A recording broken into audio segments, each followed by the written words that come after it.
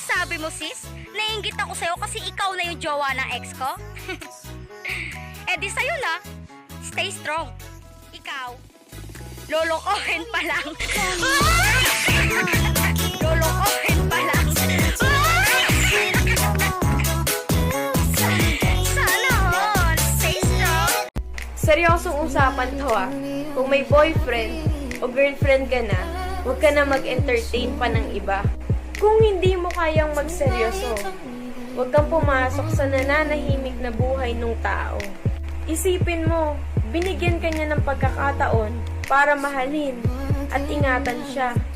Tapos ikaw, ang gagawin mo lang, lokohin, iwan, at ipagpalit siya sa iba? Huwag ganon.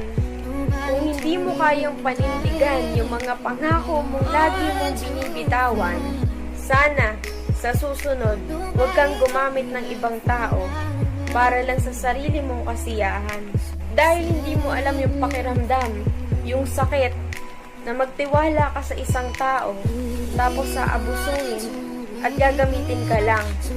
Huwag kang gagamit at mananakit ng damdamin ng iba kung ikaw mismo hindi mo rin kayang masaktan gaya ng ginagawa mo sa kanila.